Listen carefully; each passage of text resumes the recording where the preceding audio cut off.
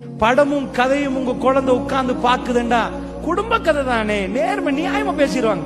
அதுல என்னதான் தப்பா போகுது? கணவன் மனைவி தானே. வயசாலி சொல்லுவாங்க, இதுதான் உள்ள அமைதி, இதையாவது பாக்கலாதான் அப்படின்னு கேட்பாங்க. இந்த குடும்ப கதையில என்ன கொடுத்தாங்க தெரியுமா? ஆணும் பெண்ணும் சமனண்டு கொடுத்தாங்க.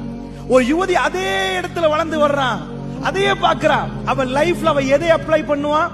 ரசூலுல்லாஹ் சொன்னதையா தொட்டும் திரும்ப திரும்ப திரும்ப திரும்ப பார்த்த இந்த கதைகளையா? அல்லாஹ்வுடைய நல்லடியார்ல ஒரு ஆண் மகன் அப்படி ஒரு பெண்ணை திருமணம் முடிக்கிறான். அந்த நேரத்தில் அவன் எப்படி குடும்பத்துல நல்ல வாழ இயலும்? எப்படி வாழ இயலும்?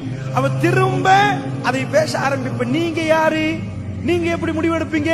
எங்களுக்கு உரிமை இல்லையா? அப்ப நாங்க அடிமைகளா? ஒரு முஸ்லிம் சமூகத்தில் இந்த பேச்சு வராது. ரசூலுல்லாஹ் வளர்த்த குடும்பத்தில் இது வராது. ரசூலுல்லாஹ் என்ன சொன்னார்கள் தெரியுமா?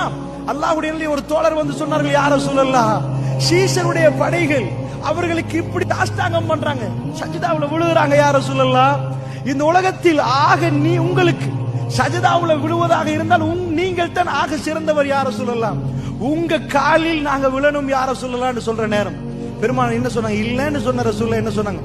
அப்படி விழுவதாக இருந்தால், அப்படி இல்ல, அப்படி இருந்தால் ரசூலுல்லாஹ் ஒரு பேச்சுக்கு சொன்னாங்க, கணவனின் காலில் மனைவிக்கு விழ சொல்லி இருப்பேன் ரசூலுல்லாஹ். அல்லாஹ்வுடைய நல்லடியார் இஸ்லாம் எங்க கொண்டு போய் வைக்குது?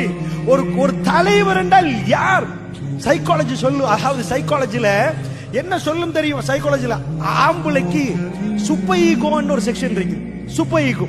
அந்த சூப்பர் ஈகோல கை வச்சுட்டாங்க வைங்க, அதுக்கு பிறகு குடும்பம் ரன் ஆக. என்ன சூப்பர் ஈகோ? ஆண்மையில்